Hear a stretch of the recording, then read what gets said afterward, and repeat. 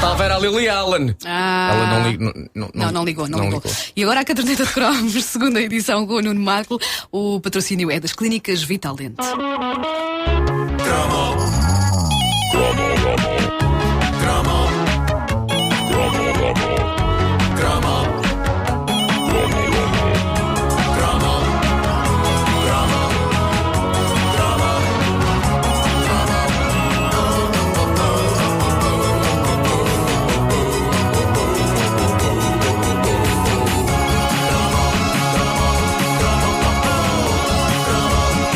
Havia uma altura da nossa infância / adolescência em que todos nós sentíamos o apelo de uma carreira musical.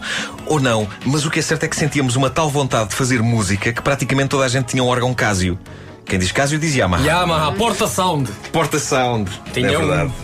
Mas em suma, era um sintetizador rudimentar, mas com botões suficientes para parecer uma coisa igual às que a gente via os artistas tocar nos telediscos do Top Disco. O xilofone conta? Não. Não Isso é tem ridículo. pilha, não tem pilha, não conta. O xilofone era ridículo. E depois Não, é um ligava às sintetizador amigas que a era. perguntar: alguma de vocês tem um reco-reco? Pois é. Incrível como o som do rec-rec é parecido com o som do velcro. Ras. Bom. O reco-reco Rec. Ras é as carteiras de velcro, rec é o reco-reco. Uma das nossas ouvintes mais ativas na página oficial da Caderneta de Cromos no Facebook, a Ana Marques, que ouvimos há umas semanas fazer uma demonstração de micado, se bem se lembram. Ela deixou há uns dias na secção vídeo da página uma demonstração do tremendo poder de um órgão Casio colheita de 80 e pouco. E de facto não havia nada mais espetacular do que fingir que se tocava enquanto se ligava o modo demonstração. Sim! Numa maquineta destas. Vamos ouvir. Bem, não sei se lembram desta relíquia, que era o mini órgão da Casio, o qual eu às vezes fazia umas aldrabices e enganava os menos afortunados que não tinham este órgão. Portanto, eu ligava, carregava na música e fingia que tocava.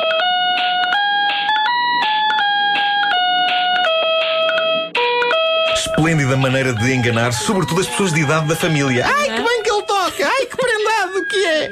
Eu não tinha um órgão Casio, tinha um Yamaha, mas não era porta-sound. Não era? Outra coisa qualquer. E a história dele é bastante triste. O que se passou foi que, a dada altura, os meus pais puseram à minha consideração e da minha irmã, 8 anos mais nova do que eu, se seria mais vantajoso comprar uma bicicleta para a minha pequena irmã ou um órgão para mim. Fazendo-me valer então da minha idade mais avançada, teria eu para aí uns 15 anos e a minha irmã 7, consegui convencer o agregado familiar de que um órgão era o ideal. Porquê? Não sei. E até hoje a minha irmã não me perdoa, porque aquele Yamaha ranhoso foi o que a separou de hoje saber andar de bicicleta. Nem ela sabe, nem eu. Os joelhos também, não eras bomboeiro, irmão? Sim.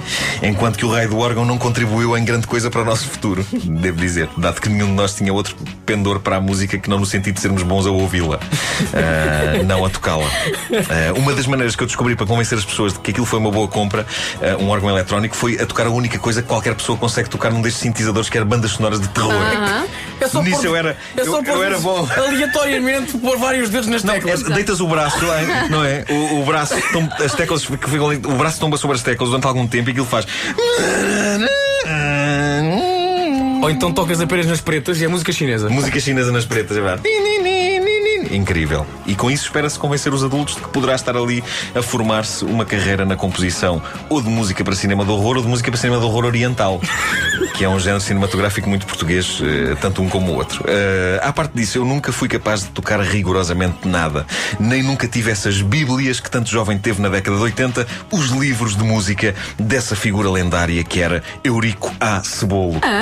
Figura absolutamente fascinante. Mestre Cebolo era o autor de uma coleção de livros de música que incluía piano mágico, guitarra mágica, acordeão mágico ou o menos espetacularmente intitulado Tocar Bateria. Nunca percebi porque é que não se chamava Bateria Mágica, claro.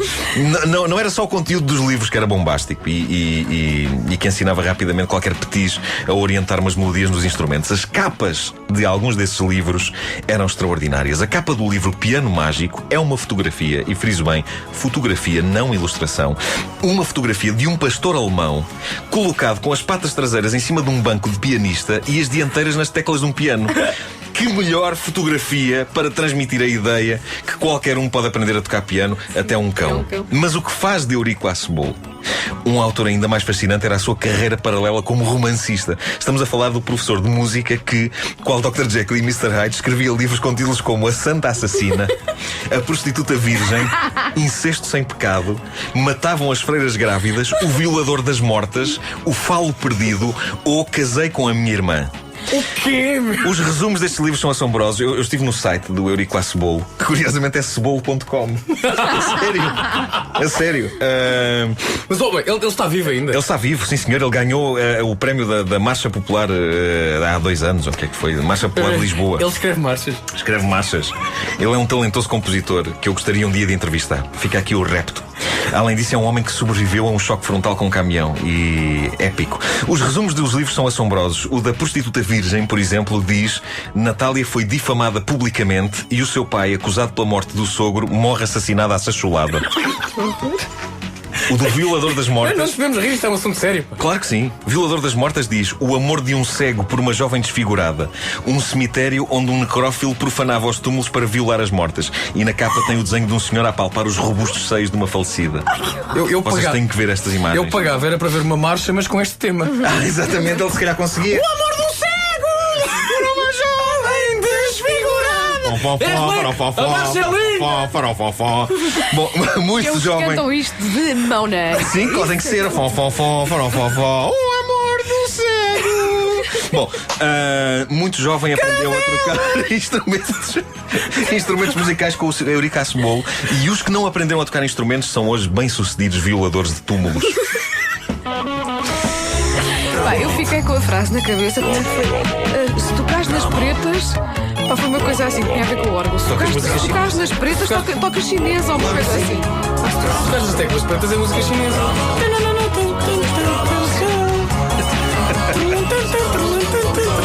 É verdade que colocou com os nozinhos do dedo.